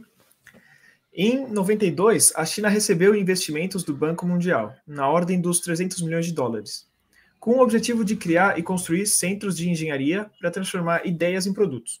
A partir disso, começaram a surgir os produtos chineses piratas e hoje dominam a tecnologia de engenharia reversa até para jatos de combate de quinta geração. Como o Brasil poderia conseguir esse tipo de investimento com este objetivo de desenvolvimento? É só a gente largar a ética ocidental do lado, mas não vai dar. Porque o que acontece é o seguinte: o chinês não está nem aí com patente, cara. Ele não está nem aí. Você vai falar para a patente dele o quê? Eu vou contar uma história de chinês que aconteceu numa live aqui, que foi muito legal. Quem contou foi o Paulo Filho. Um grande abraço. Não sei se ele está na live hoje. O Paulo Filho é um cara sensacional, o coronel Paulo Filho. O Paulo Filho estudou na China, é um cara inteligentíssimo, brilhante ele, fora de série. E ele estava contando uma história que na live a gente deu risada pra caramba. Que ele estava na China, estava conversando ele e um oficial argentino. Né? Foi mais ou menos na época que esse Papa e o Bergoglio não sei se é o nome, né? Eleito, santificado, ele foi declarado, foi promovido a Papa, vou usar jargão militar, foi promovido a Papa, era cardeal mar e guerra, foi almirante Papa. E estava conversando o Paulo e um oficial argentino sobre isso daí. Aí passou o oficial chinês, entrou na conversa, aí o chinês perguntou para ele: o que é o Papa? O que é um Papa? Então, gente, vocês têm que lembrar que para no mínimo 1,6 bilhões de pessoas no mundo, Papa não quer dizer nada, é um velho com roupas excêntricas. É o fato, é um senhor idoso com umas roupas chamativas. Ele não sabe o que é isso. Da mesma forma, ele não sabe, não liga para a patente. O chinês, ele não liga, ele não está nem aí, não é da cultura dele a patente. Se você faz um negócio, se você desenvolveu essa caneta aqui, ele é teu vizinho, ele também pode desenvolver. Dane-se você, eu tenho dinheiro. Não, ele nem sabe o que é isso. Ele não sabe, gente. Isso é que eu falo para vocês, que a gente tem que começar a entender. Uma das reclamações dos Estados Unidos com a China é exatamente essa, que eles não respeitam as regras do comércio internacional. Mas eu vou ser sincero, isso não vai mudar, eles não vão respeitar essa regra. Agora, você me perguntou, eu vou te dar uma resposta. Tem um caminho que o Brasil pode tentar, que é investir em centros de excelência, investir em educação e apostar na criatividade do brasileiro. Mas a gente não faz isso, a gente não investe em educação, Thales. A gente não investe em educação. É um fato. Eu falo sempre, a gente faz os cursos aqui nos 3 Lauais, então tem curso de Rússia, de China, de inteligência, uma série de coisas. Curso de R$150. O cara, às vezes, não quer investir R$150 no curso, que vai abrir uma série de horizontes para ele. Não é cultural do brasileiro pagar por educação. E é a coisa mais importante da tua vida. Você só está aí, eu só estou aqui, essa audiência maravilhosa está aqui porque a gente se educou. Né? Então, eu acho que um caminho do Brasil, a gente nunca vai conseguir esse caminho da China, do bypass, de não ligar para a patente. Mas o caminho da educação a gente poderia tentar. Eles estão tentando, tá? A educação chinesa estão batendo mesmo nisso aí. Justamente. Bom, vamos para a próxima. Segunda pergunta do Coronel Paulo também. Considerando um cenário futuro multipolar, com a emergência de países como Brasil, China, Índia, Indonésia, Paquistão, Irã, etc., em eventuais fricções entre 2 ou mais desses países, o senhor acredita ser possível o Brasil manter-se equidistante ou neutro em relação aos contendores? Vai depender muito de quem estiver lá, né? Nós, por tradição, já não gostamos muito de nos envolver em conflitos. Quer ver? E é a política certa. Eu vou falar um negócio, você era novo, você não lembra disso. Mas na guerra Irã-Iraque, na guerra do Golfo, em 1990 para 91, o Brasil, que já tinha vendido muita coisa para o Iraque, ele mandou foguetes da Avibraz para a Arábia Saudita. Ele vendeu foguetes antes da guerra do Golfo para a Arábia Saudita. Ele vendeu. O Brasil foi instado a mandar efetivo, só não mandou. A Argentina mandou, não ganhou nada com isso. A Argentina mandou navio para lá, não ganhou nada com isso. Não ganhou nada. Essa que é a verdade. O Brasil não. Ele ficou na dele. A Argentina se meteu com guerrilhas na América Central. Também não ganhou nada com isso. Ganharam uma banana dos americanos na Guerra das Malvinas. Então, eu acho que essa tradição, Thales, nós temos e é uma tradição importante. Quando eu era tenente é o cão, né? Eu tenho um amigo da Força Aérea, ele falava para mim, é falecido já, gente finíssima. Robson, tenente rima com gente, mas não é. Eu ria pra caramba dessa frase. Mas quando eu era tenente, eu pensava assim, não, porque o Brasil tem que mandar tropa para não sei onde. Aí você vai ficando, o cabelo vai ficando branco, você vai vendo as coisas. O Brasil tem que ficar equidistante dessas encrencas, cara. Deixa o pessoal se arrebentar por lá. Esse é um fato. O Paquistão, por exemplo, você mencionou o Paquistão aqui. O Paquistão é um potencial comprador de armamento brasileiro. Não só comprador. O Paquistão ele tem certas necessidades tecnológicas no campo militar que, se demole, ele patrocina o desenvolvimento de certos armamentos. É uma realidade do Paquistão. Então a gente tem que ganhar com essa turma. Agora, se envolver de jeito nenhum, cara. A gente não ganha nada com isso. A gente não ganha nada com isso. Eu acho que o Brasil ele tem que ter uma tradição que nem eram os venezianos, né? Os fenícios, etc. É ficar à margem das guerras, vender, ganhar dinheiro, enriquecendo, fazendo nossa vida aqui, vivendo em prosperidade, em paz e harmonia, e deixa o resto do mundo se acertar aí, porque eu acho que nós estamos no estágio de evolução social e espiritual acima deles. A gente já viu que essas coisas não levam a nada. Pois é. E eu estou falando uma coisa para você, tá, Thales? Quem está falando aqui é uma pessoa que seguiu a carreira das armas. Eu sou um soldado.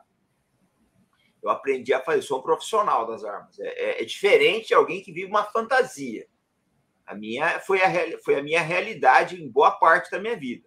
Se precisar fazer, a gente sabe fazer, sabe muito bem. Mas eu acho que a melhor política do Brasil para o Brasil é ficar equidistante disso tudo. Com certeza.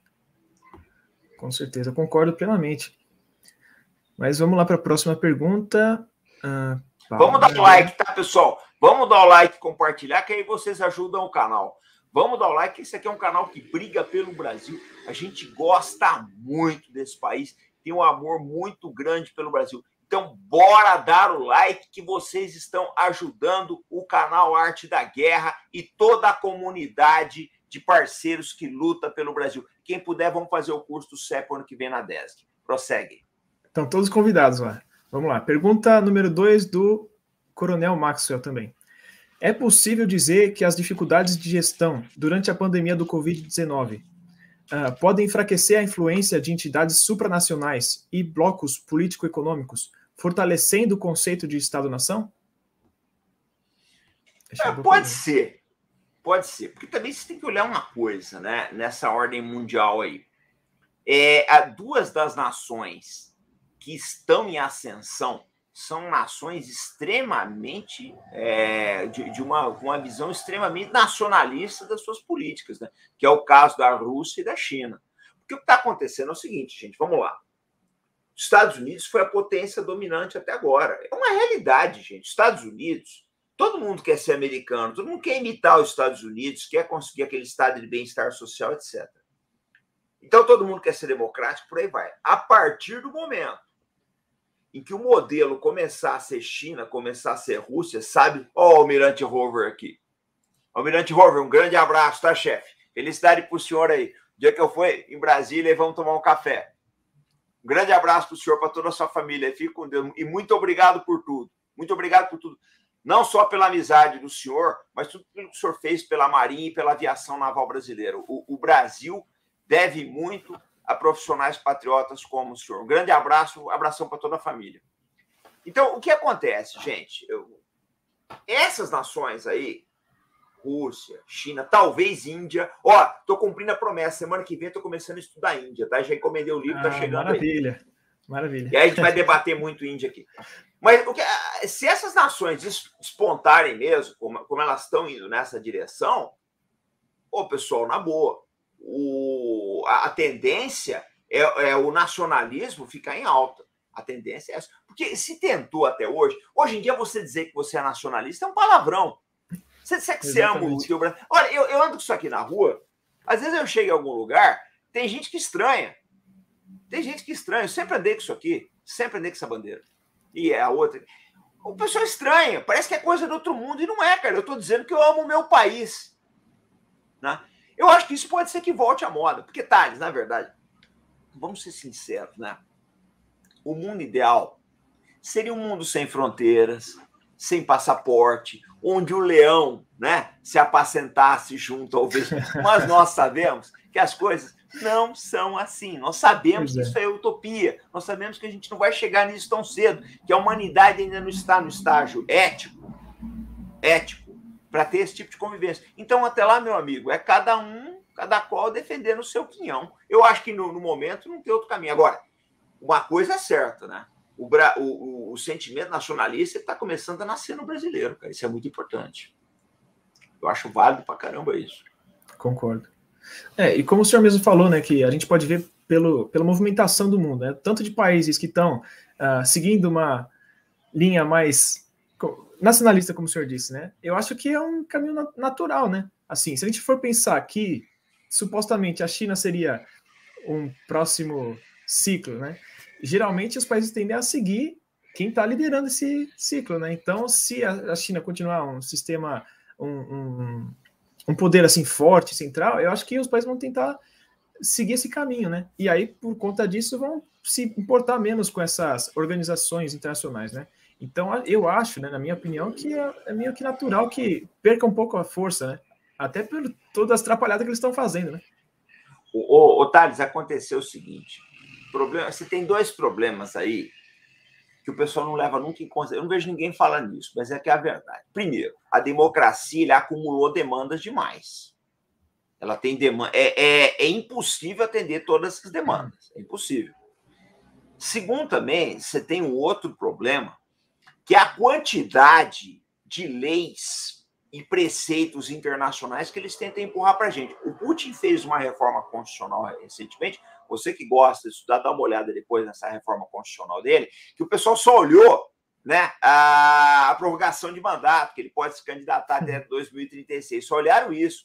Mas ele embutiu uma lei lá na Rússia que é interessantíssima, porque hoje em dia você já não pode, numa corte russa, apelar para uma lei supranacional. Você não pode. Eu vou apelar para a Convenção da Costa Rica, São José da Costa Rica. Negate, aqui não está valendo. Aqui no Brasil acontece muito disso. Tem uma coisa escrita na Constituição, mas você apela aí para uma lei internacional que não foi feita, eu não reconheço essas leis, não foram aprovadas pelos meus deputados, tá? Não tem a chancela do meu parlamento, eu não reconheço. Então é uma coisa perigosa. Eu acho que isso, olha, gente, que tanta bagunça, as democracias estão balançando. Eu não sei, não, para onde isso vai. Sinceramente, eu não sei. Pois é. São dois problemas, o excesso de demandas e a influência externa. Eu concordo com o senhor plenamente. Agora, seria a última pergunta, né? É a pergunta número 2 do estagiário Guerra. Na opinião do senhor, qual sistema econômico está mais insustentável? O ocidental ou os valores orientais? E por quê? Acho que essa pergunta é fácil. Eu acho meio complicado isso daí, gente. Deixa eu explicar uma coisa para vocês. Vamos definir o que é sistema oriental, porque acho que ele está querendo falar da China, né? Eu acredito que sim. Outro dia eu vi uma definição maravilhosa de China. Maravilhosa, achei muito legal. Se você disser que a China é comunista, você vai ter que reconhecer que o comunismo deu certo. Se você disser que a China é capitalista, você vai dizer, então, que o capitalismo é a suprema virtude, porque deu certo lá. Agora, eu acho que a diferença deles para o Ocidente é o seguinte. Por isso que muita gente quebrou a cara com a história da Evergrande. E o Soros quebrou a cara lá em Hong Kong em 98. Porque não são as mesmas regras. Não são as mesmas regras. Você tem uma empresa chinesa que é privada e ela pode ser estatizada a qualquer minuto. Então é muito fácil para o governo lidar com isso. É muito fácil. Para eles é muito rápido. As coisas na China, o chinês, ele joga. Se um dia você perguntar para mim, falou, Robson, de tudo que você estudou da China até hoje, você consegue definir uma palavra do chinês? Olha, uma das palavras é voracidade. Eles são vorazes, cara, é muito rápido. É impressionante. Toda mudança ali é muito rápida. Toda mudança é muito rápida. Tem uma lenda, né? Não sei até que ponto que é verdade isso, que quando o Mao foi dar o grande salto adiante em 1958, eles queriam acabar com os pardais no país. Então, as crianças saíam batendo instrumentos país afora, até os pardais não ter onde pousar. Acabou que depois da morte dos pardais veio uma praga de gafanhoto, mas essa é outra história. Mas o que eu quero dizer para vocês é o seguinte, que é um povo que se mobiliza muito, eles são vorazes nisso. Então, é outro tipo de capitalismo, não é o mesmo capitalismo, é muito mais selvagem que o nosso capitalismo. É o que eu falei para você. Aqui você tem regras. Uma das regras é, eu fabrico essa caneta, eu tenho a patente dela, você, Thales, não pode produzir, se você não me pagar o royalty. Lá não. Se eu fabriquei essa caneta, o Thales gostou, eu vou fabricar também, eu vou reclamar para o Papa. Nem para o Papa, o chinês não sabe o que é o Papa. É difícil, cara. É muito complicado. Muito complicado. Eu só acho, Thales, eu acho assim, que se a gente não entender o que é a China, ela vai passar a perna. É um fato.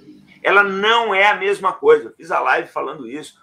O Biden está errando. A China não é uma União Soviética repaginada. Quem falou isso foi o Ai Weiwei. Ele é um dissidente chinês, acho que está morando em Portugal hoje. É um artista plástico aí, lacrador. Mas ele falou uma coisa, eu estava lendo uma entrevista dele. Eu gosto de ler essas impressões, sabe, de quem veio do país e tal. E no meio de todas as lacrações dele, fala uma coisa que é verdade. A China não é uma coisa muito pior que a União Soviética, gente. É uma ditadura? Eu não tenho dúvida que é uma ditadura. Eu não tenho dúvida que é uma ditadura. É uma ditadura brutal. Essa que é a verdade. Mas você vai ter que lidar com ela, meu amigo. Ela não vai embora. Ela está aí. Agora, eu acho assim, né? Não dá para imitar esse sistema. Esse sistema capitalista dele, você tem condição de fazer no Brasil. É inviável. Só eles mesmos aceitariam esse tipo de regra. Agora, o que eu acho? O que eu acho que está pegando no Ocidente? Se você pegar os Estados Unidos e Brasil, você vê que os dois foram para o mesmo abismo, que é a desindustrialização. Eles foram. O Brasil se desindustrializou, os Estados Unidos muito mais, porque o parque dele era maior. Aí o que acontece? Na sequência disso, aqui menos, sempre menos aqui. Lá eles tiveram uma concentração de renda brutal. O que o governo Biden precisava fazer era começar uma política, tá, de melhoria da educação dos Estados Unidos, visando reformar a economia, para daqui a 10, 15 anos encostar na China, tá? Ver se dava para fazer, mas não, ele está indo para uma outra política, que é aumentar o gasto militar. Eu acho que isso não vai funcionar, acho que só vai agravar o problema. Aqui no Brasil, a saída era investir em educação, para daqui a uns 10, 20 anos, que foi o que a Coreia do Sul fez, a gente tem uma massa crítica aqui que consegue aproveitar 5G, inteligência artificial, todas essas inovações tecnológicas que estão vindo no futuro. Mas é complicado, gente. Você fala em educação no Brasil, você pode ver, ó, a briga é essa CPI idiota da Covid, a Anitta, essas coisas. Você não vê ninguém com projeto de educação, Thales. Projeto que vai tirar o país do atraso da educação. Você não vê, é difícil. Tem muita gente que fica, não, eu luto pela educação, mas não faz nada. Luta, não luta, não faz nada. O básico da educação é preparar o jovem para o mundo que vem aí. O que se quer, na verdade, é impor ideologia. O pessoal não está preocupado em preparar o jovem. Preparar o jovem, que eu digo, é mostrar para ele o que é o mundo, quais são as diferenças, o que pode acontecer. Tá? E não é apontar já para ele o caminho e falar, não, cara, o caminho é esse. Não, a gente vai mostrar as diferenças do mundo, aí ele vê o que ele quer fazer. Até porque esse cara que tem 20 anos hoje, quando ele tiver a minha idade, o mundo é completamente diferente. O mundo é completamente diferente, gente. Eu entrei para o Exército em 1983, era um exército. Hoje é outro completamente diferente. O Brasil é outro. A maior parte das estradas que eu percorria naquela época era de pista simples. Hoje é mão dupla. As ruas da minha cidade, que eram de terra, hoje são de asfalto. O Brasil mudou muito nesse tempo que eu tenho de oficialato. E vai mudar muito para a geração que está vindo aí. O máximo que a gente pode fazer é despertar nessa geração a curiosidade por aprender, por entender o mundo e por viver de forma ética neles, né? Eu acho que essa seria a grande vitória. Concordo. Não sei se é possível. É complicado, não, é complicado. É complicado porque a gente enxerga que tem que ter um esforço grande agora, né? Para botar o país em uma direção que vai assim, para frente, né? E a gente não enxerga que tem as nossas elites, né? Os nossos políticos, a gente não vê que eles estão lutando em prol disso, né? A gente vê eles não estão nem aí. Não estão nem aí, eles estão querendo o benefício próprio, né? Estão lutando a gente tem uma elite que não gosta do Brasil, tá? Exatamente. A gente tem a elite que não gosta do Brasil, ela despreza o Brasil. É um fato. A elite brasileira despreza o Brasil, ela tem desprezo pelo Brasil. Como pode um senador falar que não pode ter as bandeiras lá, eu não lembro direito como foi a situação lá, eu não vou citar nomes, né, mas como pode um senador a elite brasileira, ela despreza o país, essa é a elite que nós estamos produzindo. Eles desprezam o país. Se pudesse, não morariam aqui. Eu estava vendo o dia numa capa de uma revista. Nós temos 340 bilionários brasileiros. Bilionários. 340, por aí. A maior parte eu duvido até que more aqui. E é um pessoal que não está nem aí. É o que eu falo. Pergunta para esse cara se ele sabe, se ele conhece, já ouviu aquela senhora que vende o cafezinho lá na Brigadeiro. Não viu, não está nem aí para isso. É difícil. Agora, eu acho o seguinte, Thales. Isso, para mim, não é desculpa para não fazer nada. Eu vou fazer a minha parte. Eu falo sempre, vou fazer o que eu puder. O dia que não der mais, paciência. Pelo menos eu... Né? Essa terra que vai receber meus ossos aí vai me receber de consciência limpa, né? De alguma coisa. Pois é. Eu acho que eu até estava discutindo hoje, né, com o pessoal isso. Lá na DESG, no começo do curso mesmo, a gente discute um pouco isso, né? E uma das conclusões, pelo menos que eu e meus colegas chegamos, é que para o país melhorar, não tem muito como ficar colocando na culpa ou nas costas só do Estado, dos políticos, né? A gente tem que fazer a nossa parte também, né? O país só vai para frente quando todo mundo lutar pelo benefício do país, né? Se o povo inteiro ficar parado esperando dos políticos, não vai dar certo, né? Porque a gente, até ter político... Você quer ver como é que a gente está perdido? Pega os comentários aqui da live, você vai ver que tem mais gente preocupada em derrubar a China do que levantar o Brasil. Isso é burrice, gente. Vou ser sincero, eu falo sempre isso. Para mim, se tiver uma guerra nuclear entre China, Estados Unidos e Rússia, se acabar, cara, o meu negócio é o Brasil. Eu acho que tem que ter várias potências para o Brasil estar bem. Mas esse aqui é o problema. Eu vejo aí algumas declarações. Você pega, por exemplo, a esquerda brasileira, ela é ferrenhamente anti-americana, tem suas razões. A direita brasileira é ferrenhamente anti-chinesa, tem seus motivos. Eles estão a direita mais preocupada em derrubar a China e a esquerda mais preocupada em derrubar os Estados Unidos que em levar o Brasil. Eu estou preocupada com o meu país, meu amigo. Para mim, China, Índia, é mercado. Eu olho como mercado.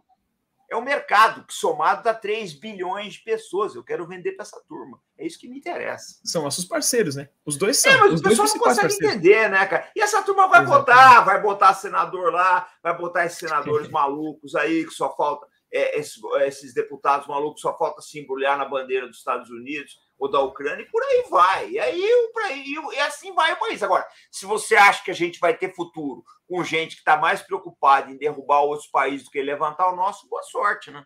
Não, é complicado. Isso no meu canal... tem projeto que eu falo, não tem projeto. No meu canal eu tento trazer um pouco para isso também, né? Que eu sei que o senhor faz bastante também aqui, porque você vê, é que nem está falando, a gente tenta fazer o negócio andar para frente para o Brasil, aí vem o pessoal e vem aplaudir coisas que não tem nada a ver com a gente, né? Ou então alguns deputados ou filhos de políticos falar algumas asneiras que atrapalham o país. Tipo, pô, você não pode bater palma para isso, vai ser ruim para a gente. E nem pode ser com A ou com B. Eu sempre pensei assim, para mim não interessa quem é o presidente, não interessa. Eu trabalho pelo Brasil. Presidentes entram e saem, mas o Brasil fica. Então, se o dia de amanhã, vamos supor, hoje, Bolsonaro chegou, Robson, eu preciso de uma assessoria sua. Está aqui, presidente. Monta, mas está lá. O dia de amanhã entra outro, um sucessor do Bolsonaro, que seja de uma linha ideológica. Robson, eu preciso de uma assessoria. Presidente, está aqui. Porque eu sirvo o Brasil, eu não sirvo o presidente. É uma coisa que eu aprendi como oficial da Marinha, gente. Eu não sirvo aquele comandante. Eu não sirvo fulano de tal. Eu sirvo o cargo. É o cargo. É o cargo. Porque o cargo fica. As pessoas passam, mas os cargos ficam. Então, hoje é o Bolsonaro. A gente faz o possível aqui para dar boas sugestões para o governo. O dia de amanhã, o Bolsonaro, ou mais cedo ou mais tarde, ele vai cuidar da vida. É o normal. Pode se reeleger. Pode ser que não se reeleja, a gente não sabe o que é eleição aí. Vai entrar outro presidente, eu vou fazer o possível e inimaginável, para dar bons conselhos, fazer uma boa assessoria, porque eu estou lutando pelo brasileiro, gente, não pelo presidente. É isso que o pessoal não consegue entender. Isso, mesmo se for vamos supor, se outro presidente vier, que for, assim, ideologicamente, assim, contrário ao que a gente pensa, a gente tem que ajudar, se for possível, pelo melhor do Brasil, né? Não importa muito.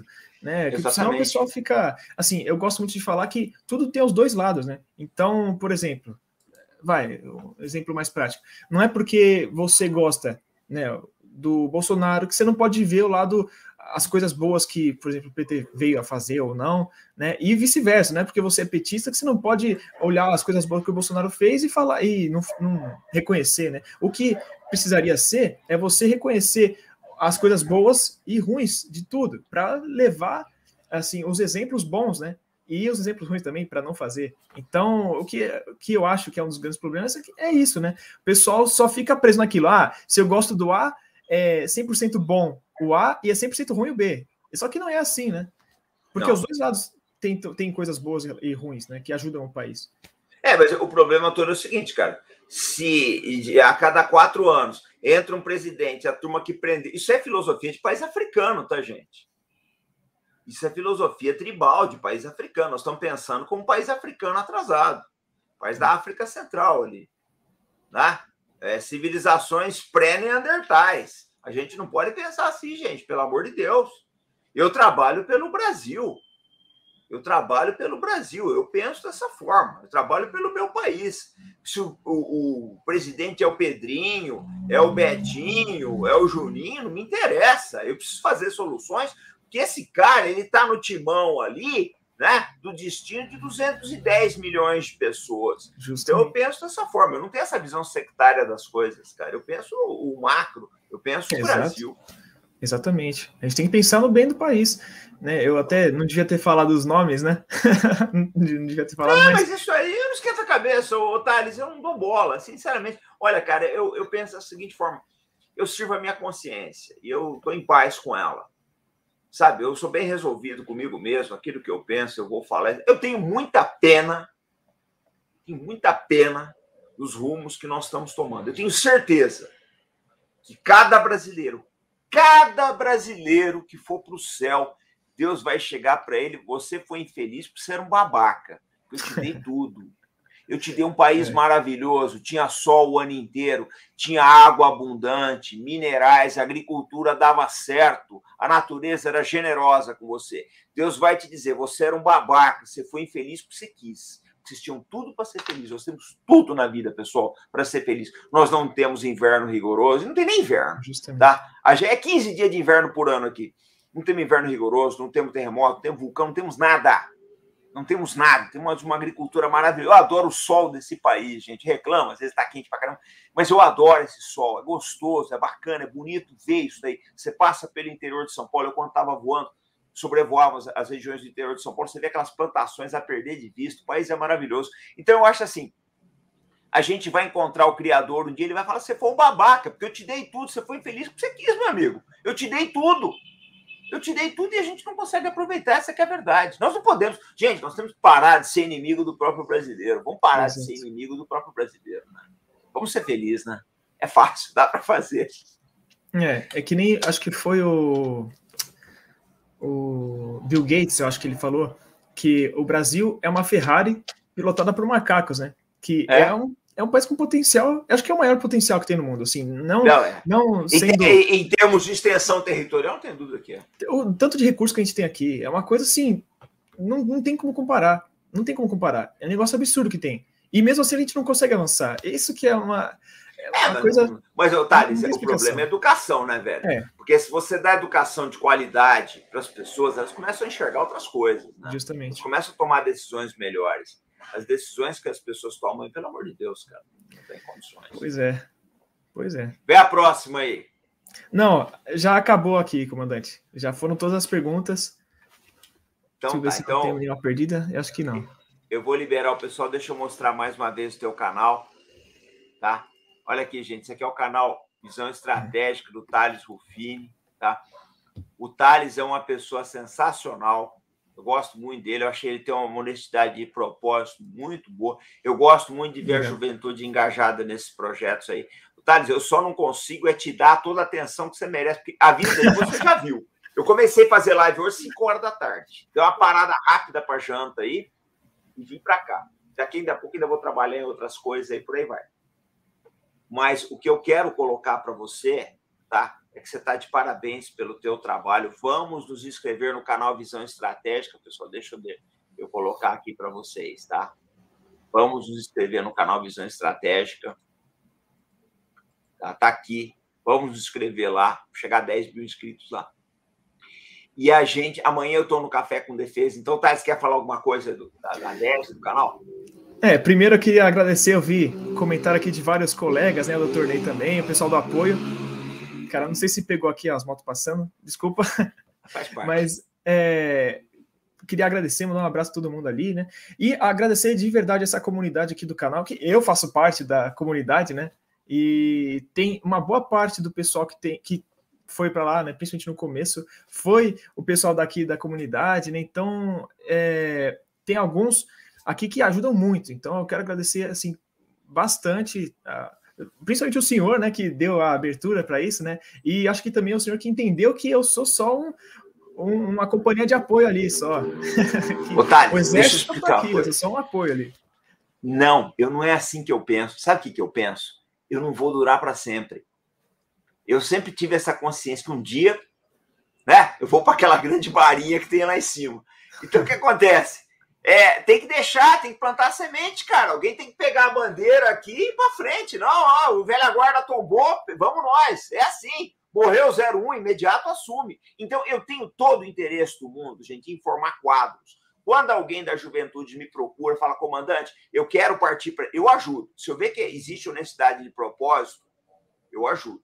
Se eu vejo que é honesto, o propósito é honesto, eu ajudo a pessoa. Pode ter certeza disso, eu não nego. Pode ver, pode começar a observar que a maior parte das lives que eu faço é um canal pequeno. Você já notou? Porque eu vejo que são pessoas bem intencionadas. Ó, o doutor Ney tá mandando um abraço aí. Muito obrigado, doutor Ney. Estamos à disposição. A DESG é uma instituição que eu já apadrinhei, tenho um carinho grande por vocês. Toda vez que eu estiver no centro de São Paulo, vou roubar um café lá, que eu adoro um café. Grande abraço para a Sandra, tá? Para todo mundo aí da ADESG. Então, Thales, quero te agradecer mais uma vez, tá, camarada? Agradecer a toda a tripulação da ADESG. Fica aí para o debriefing. Pessoal, amanhã a gente tem o nosso Café com Defesa. Amanhã eu vou lançar aqui a live que nós fizemos com o ministro Jobim, tá? Embaixador Rubens Barbosa, o general Cardoso, o senador Ferraço e o comandante Brick. Amanhã eu vou colocar no ar. E a gente se encontra, então, amanhã, sempre com responsabilidade e compromisso. Fé no Brasil, pessoal. Até mais.